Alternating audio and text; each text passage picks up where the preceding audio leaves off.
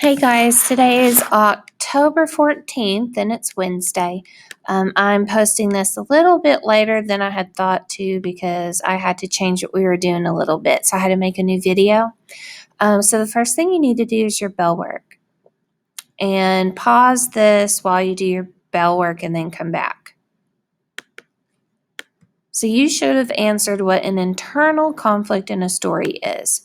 The internal conflict refers to a character's internal struggle. So, what they're feeling inside and things that they're dealing with that they have to come to terms with.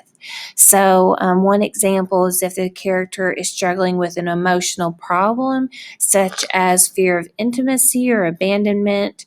And internal conflict's really important for characterization since the flaws and the struggles they go through make them feel more lifelike and sympathetic, and it draws you into the story and helps you relate to them. Okay, so an example of an internal conflict I might have as a person is if I'm trying to decide if I should break up with my boyfriend or not.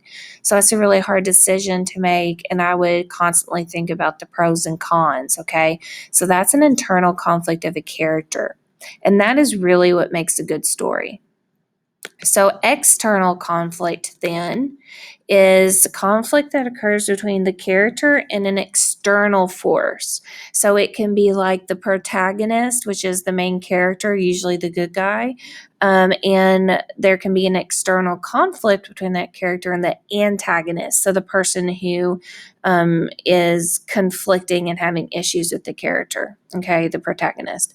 But anyway, so it can be the external conflict can happen between a character and another character or another group of characters, but it can also be between the character and a more abstract force, such as the environment. So if you think about zombie movies and post-apocalyptic novels,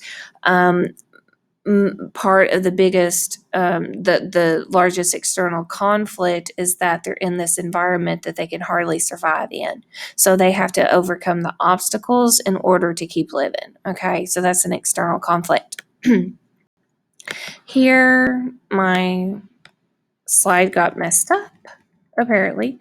But so for in person people, our library time is going to be on Thursdays for the most part.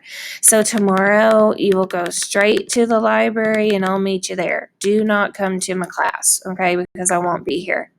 So anyway, go straight to the library, and there's very, very specific things that you have to do, like rules you have to follow while we're in the library to keep Miss Raybuck safe as well as each other. Okay, so one thing you have to do tomorrow, especially, is bring your charged Chromebook. Be sure you bring it. Okay, really important. You need to go straight there and I'll meet you. And you have to leave your mask on at all times, even if you're 6 feet apart. Miss Raybuck cannot be in the same room with you if you have your mask off. Okay, so keep your noses covered. So then you're going to have assigned seats in alphabetical order. As soon as you go in, look up on the projected screen and it'll have where your seat is. As soon as you find your seat, leave your belongings there and then form a single line to use the specific hand sanitizer station that's mounted on the wall. And I think this is specific hand sanitizer that you need to use for the library. So don't use your own, and you have to use the hand sanitizer. Okay, let's keep everyone safe. So after you sanitize your hand, go back to your seat. When you're in there, you need to have voice level 0 or like maybe a 1 to whisper until we get started, but you shouldn't be talking. Okay, it's library expectations. So on the left-hand side here, this is what you need to do during her presentation. Conversation level 0, go to the bathroom before you come to the library, stay in your seat, raise your hand if you have questions. You need to keep your eyes on the presentation and Miss Raybuck and follow along. So I'm going to be on Dino watching you and making sure you're doing that. If you walk around the library at some point, you need to keep your hands to yourself. You need to walk, follow directions and expectations of the library, and have conversation level 0 or maybe 1. Okay, so whisper. Tomorrow for Thursday, second period and core connections are going to flip in case you don't know that. So you're going to go to homeroom. first period, then core connections, and then your typical second period. So you won't be going to second until 11:03. And they're doing that because tomorrow is picture day. Okay? So fourth period only because I have fourth period.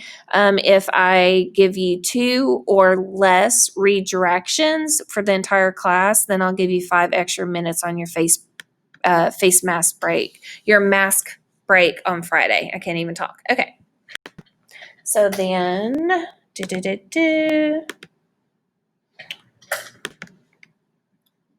Okay, so for today's assignment, this is what it looks like in Google Classroom. It's Wednesday, October 14th. You have your bell work first. Your assignment for today is called MP Part 1 Assignment, okay, and it has the date on it.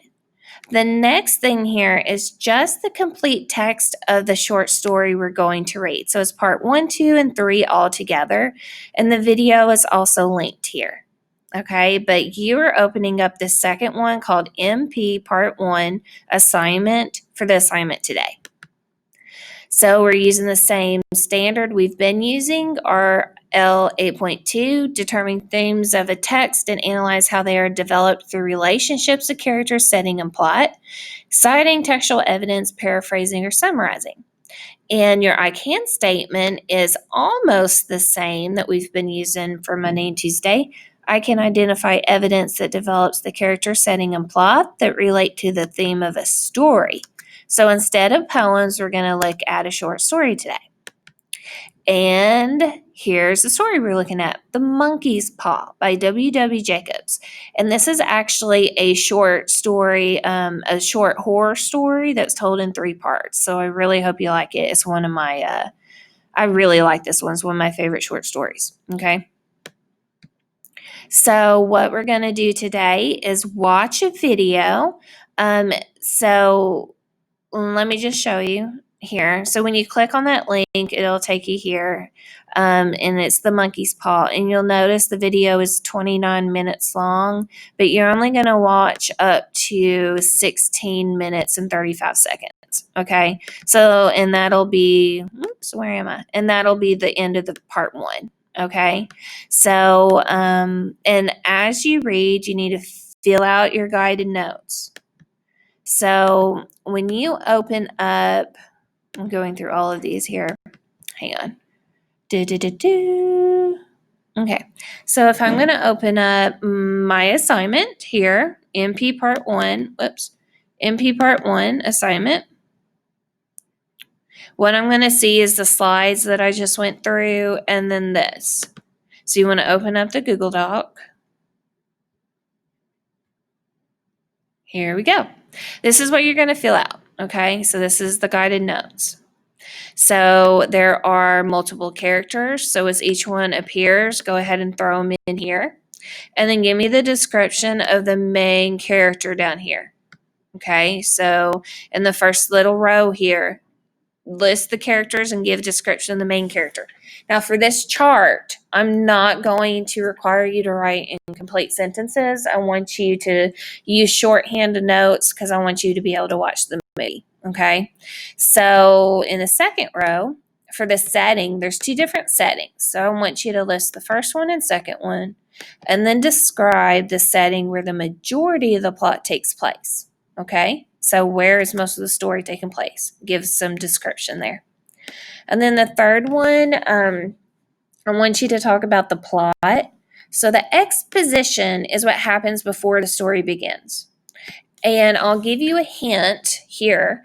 The exposition is when it's talking about the sergeant and what happens to him before he goes back home to to visit his friend. Okay, so there's some words that are written that'll pop up that you have to read for the video, and it'll make more sense to you once you start watching the video what I'm talking about. Okay, but when they're talking about what he's doing over in India, that's the exposition. The rising action are the events that happen before you get to the climax, like the main event that we're waiting for. So the rising action, those are the events that build tension. So this happened, then this happened, then this happened, and oh my gosh, and then the climax happens, okay? Be aware the climax happens at the end of the movie. So a lot of you are confused with what that is. That is the biggest event that we're waiting on to see what happens, like the ultimate showdown or, something like that. And it's at almost the very end of the movie. And then after that, you have the falling action. Okay. So the climax is what helps resolve the conflict, which is the main problem. So the falling action then happens after the climax. Usually it's really short and then the movie ends. Okay, so it's when the tension is decreasing. They're just tying up the loose knots at the end of the movie or the book or the story to give you closure. And then the resolution happens. And the resolution is how the conflict was resolved. Okay, so how did they live happy ever after? Stuff like that. Okay, so you are going, and this is just really for part one, I think. So, and you can add a little bit of part two in here, I guess, too. Eventually, I'm kind of thinking about that, but this was intended just to be for part one. Okay, so the resolution is not going to be like a hardcore solution with what's going on, but you'll notice at the very end of part one, he says a statement about the monkey's paw and his decision to do what he did. And that would be like his resolution because it's almost like a little lesson he learned. Okay. Kind of. So here we go again. This is the last thing you have to do for today, and you need to write complete sentences here. Okay, so for questions 1 to 4, write complete sentences. So describe the internal and external conflict in part 1 of the monkey's paw. Okay, so pick the main character and describe what the internal conflict is and external. Then just describe a moral lesson that one of the characters could learn in part 1 in the monkey's paw. So moral or lesson. And then for 3, based on what the character could potentially learn, what is a potential theme that the reader could learn? Okay, so what's a good theme for this first part of the story?